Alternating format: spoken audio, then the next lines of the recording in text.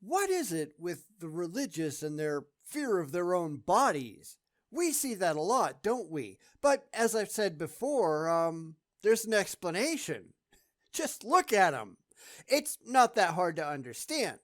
So I guess we have some more of that to get through today, and who better to join us in this journey than somebody as stupid as Mark Ballenger?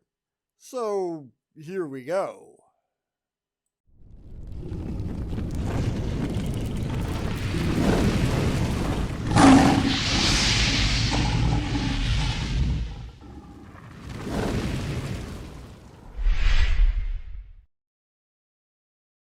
Welcome back to part 2 of Mark Ballenger's completely ludicrous screed on masturbation. I'm not going to bring up the irony of a guy named Ballenger being fanatically interested in your sex life. Honestly, I'm not. And also, let's thank Samuel Shick once again for finding this nonsense, because trust me, I probably wouldn't have found it on my own. That's the whole point of people suggesting videos to me, because I can't be everywhere all at once. I need you guys to help me out. So, with that out of the way, let's all polish the banister all the way to the end, shall we? Number 3, Satan can use masturbation to keep you single because it causes you to look at the opposite sex as an object, which then causes you to treat them in unnatural ways. I mean, this does come from a religion that treats women like second-class citizens, right? It's in the Bible. Let's start with 1 Timothy 2:11 through 15, which says, "A woman should learn in quietness and full submission. I do not permit a woman to teach or to assume authority over a man. She must be quiet. For Adam was formed first, then Eve. And Adam was not the one deceived. It was the woman who was deceived and became a sinner." And this is kind of messed up, right? It's just a way for Christian men to feel superior to women instead of recognizing that the women are every bit as equal as the men are. We can go on and on and on and on and on with this. There are tons of verses out there that clearly show that women are supposed to be subservient to men, yada, yada, yada. You know, Ephesians 5:22 to 23. I mean, go look it up. While many people know that it's wrong to overvalue physical attraction in the relationship equation, many Christians swing too far and they go to the opposite direction and say that physical attraction doesn't matter at all. You can kind of understand that, I guess, since Christians, by and large anyhow, they seem to think that their imaginary friend in the sky gave them women as a gift. You don't get to tell God no, right? So if God gives you a really ugly woman, then it can't be about physical attractiveness, can it? God has a plan. Of course, there's the reality of it that looks don't really mean that much in a long-term relationship. Compatibility does. If you are really in love with somebody, then what they look like, that just isn't going to matter. You are going to be attracted to them no matter what.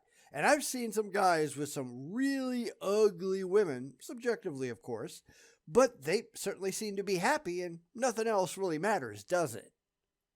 When you read through the book of Song of Solomon, it's difficult to make the argument that physical attraction shouldn't matter at all in a relationship. Oh, it's going to get you started, but it's not going to keep you together over the long haul. Now, I'm not really going to argue the point. I'm just noticing how, well, immature this guy comes off. Do you get that sense too? Because now that I started looking at this video, everything else he does has been showing up in my feed, and holy crap, he talks about this kind of thing incessantly, doesn't he? He is a complete fanatic, as though that's any kind of surprise. Like I said, the more that you talk about it, the less you probably get. Why do you think the ancient Hebrews came up with a lot of these sexist ideas? Because it appealed to the ridiculously religious incels and, well, still does. I believe the best biblical approach is to have a balanced view in this area. Someone's character and relationship with Jesus is way more important than your physical attraction to them, but physical attraction is still a factor, an important factor, when considering if you should be with someone. So, why did God create ugly women? Now, to be fair, he created a lot of ugly men too, but this guy is focused on women, so we're just going to play along. And who gets to decide what's attractive? I've talked about that in other videos, the various standards of beauty around the world, things that you or I might not find beautiful, but the people within those cultures, they certainly do. Why would God do that if it was important? And I bet this guy wouldn't have an answer, would he? He's a little bit too busy whacking off. Masturbation, however, will cause you to be imbalanced in this area. It will cause your scale to be dangerously weighted towards physical attraction, and thus you'll be much more willing to overlook character flaws in the relationship, and thus you will be with people that God doesn't really want you with. Then God is kind of pathetic, isn't he? Because if God can't put you with who he wants you to be with, assuming that's even a thing, just pretending that any of this is remotely real in the first place, then what good is God?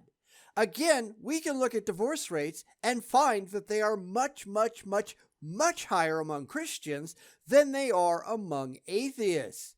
51% for fundamentalists, which I figured this guy probably is, compared to 2% or whatever it is for the non-religious. Anyhow, I think the ones overlooking all of the personality flaws are the religious, because they're thinking, well, God gave me a woman. But they don't bother to think, well, I actually have a choice. I mean, who agrees with me? An over preoccupation with someone's body will cause you to not see all the major red flags that God is showing you. Masturbation will turn you into the type of person outlined in Proverbs 7, verses 21 through 23. Yeah, we're going to skip past him reading his silly book. But you notice what's going on here, right? Once again, they're blaming women for leading godly men astray. Why? Because it sure the hell can't be their fault, can it? Of course not.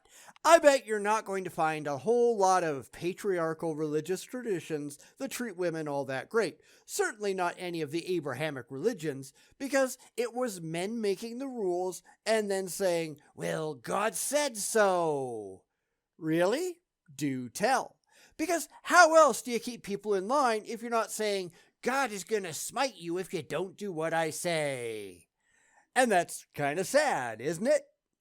With much seductive speech, she persuades him. With her smooth talk, she compels him. All at once, he follows her. As an ox goes to the slaughter, or as a stag is caught fast till an arrow pierces its liver. As a bird rushes into a snare, he does not know that it will cost him his life. Number 4, Satan can use masturbation to keep you single because it causes you to desire the undesirable. How the hell do you figure that? Now, maybe it's undesirable to you because you clearly have some developmental problems. You've never matured beyond the 12-year-old you that you once were. A lot of people have that problem these days, I will admit, but he seems to be positively thrilled by it. I've seen my fair share of Christians, again, virtually all fundamentalists or evangelical Christians, who really get off on this kind of stuff, and it's not just men. I mean, go look at the transformed wife sometime. She is the epitome of Stockholm Syndrome. It's like these people looked at Patty Hearst and said, now there's an excellent role model to follow. No, you people have mental problems. You've allowed your religion to poison your mind. Knock it off. Proverbs 27, verse 7 says, No, we're not doing that. I know it's short, but no, just no. We don't need your ridiculous book. So, fast forwarding again. the one who is full loathes honey, but to the one who is hungry, everything bitter is sweet. When someone eats lots of junk food, their taste buds lose all sense of direction. When they see something that's actually really healthy for them, they won't want to eat it because they've trained themselves to just eat junk food. Now, hold on a minute. Didn't he just get done saying that if you're desperate, you're going to miss out on all the supposed signs that God is sending your way? Now he's just contradicting himself. Well, if you're hungry, you'll accept anything. I mean, what gives? If you're horny and some ugly woman, whatever, some evil woman comes up to you and offers to sleep with you, you're a whole lot more apt to take her up on it than if sex really isn't that big of a deal to you, right? Wanting sex is a natural urge. It's programmed into us by evolution. I know he doesn't like it, but too bad. You're more likely to go for it if you're not getting any, especially if you don't have an emotional attachment to anybody else. You know, like this guy. On the other hand, when someone eats lots of healthy food, when they see junk food, they're not going to be craving it because they've trained themselves to enjoy healthy food and not want junk food. Likewise, when you masturbate, you're training yourself to desire that which should be undesirable. Uh, no. That's character, not arousal. We can borrow off of Steven Weinberg's dictum. You know, with or without religion, good people will behave well and bad people can do evil, but for good people to do evil, that requires religion. Yet, a bad person is more apt to do evil because they lack the character to know any better. Having religion as a crutch, that doesn't make you a better person. In fact, it often makes you far worse. Having integrity, that comes from within. And it's really sad how many religious people have absolutely none, isn't it? When you are full on sin, you will loathe a holy relationship. What in the hell is a holy relationship? I mean, screwing a ghost?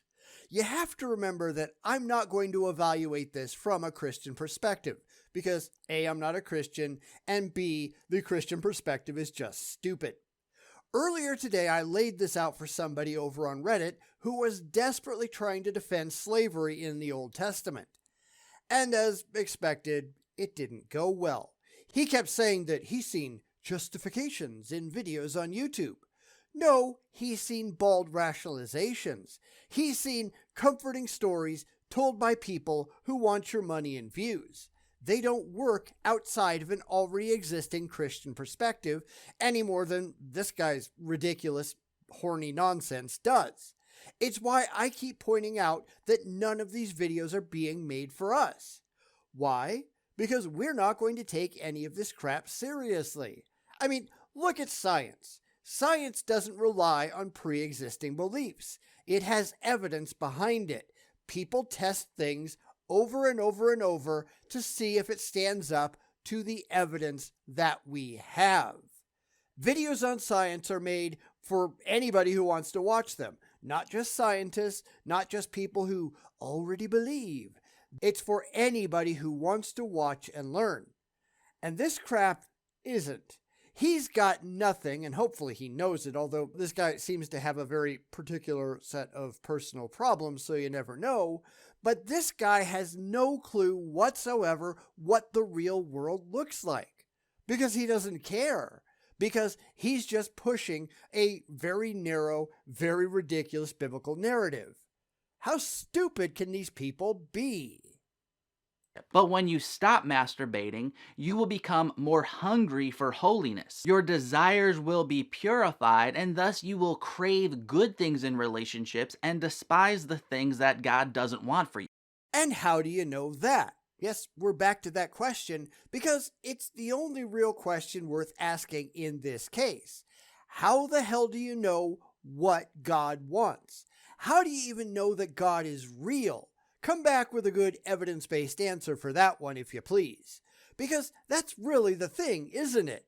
It isn't, here's what God wants. It's, here's what I want. Run through your own internal God filter. It doesn't matter if you're talking about Mark here or William Lane Craig or any of the other band of idiots. They're all doing the exact same thing. This is a story being told by a con man or a delusional idiot or both. Usually it's both. And that's just not impressive. And I have no idea why any of these morons think that it is.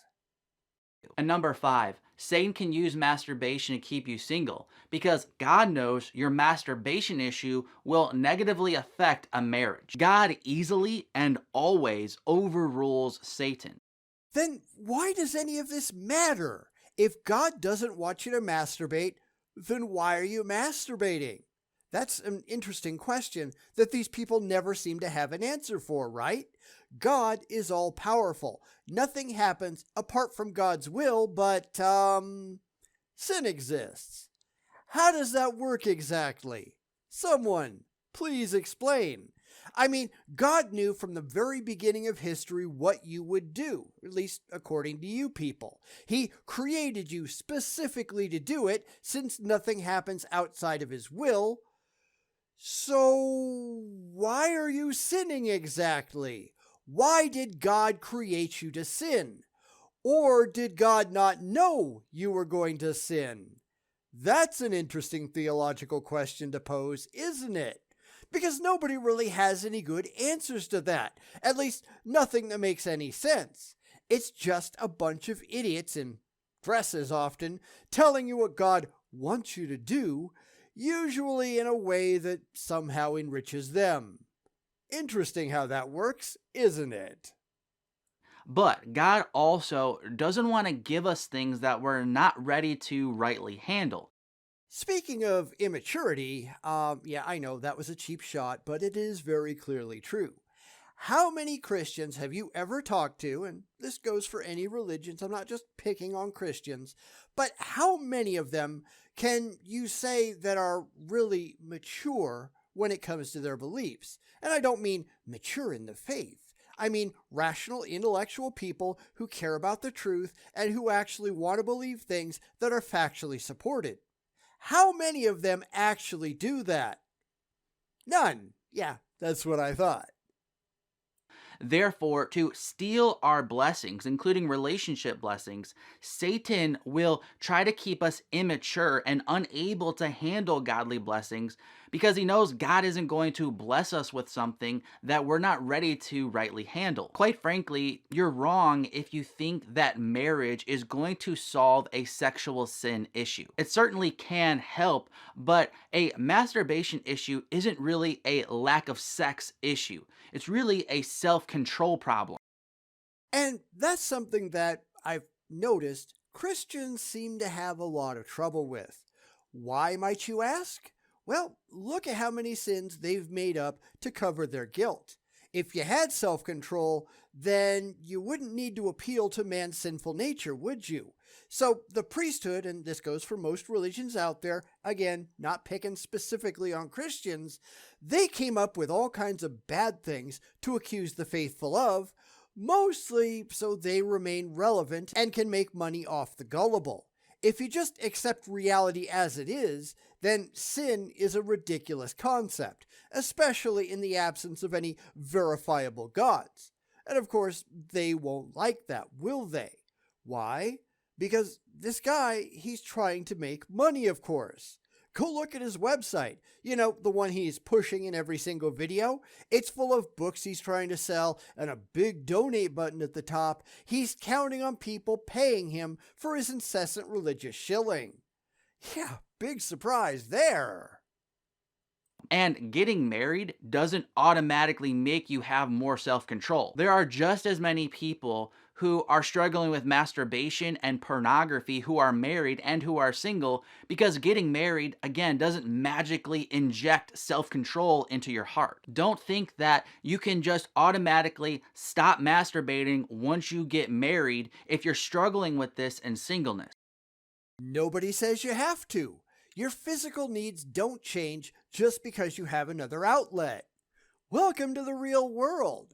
Of course, that's not where any of these people live, is it? They're out there trying to con the gullible and push a narrative that bears absolutely no resemblance to reality whatsoever. Unfortunately, this means that I'm going to have his ridiculous videos in my timeline forever now.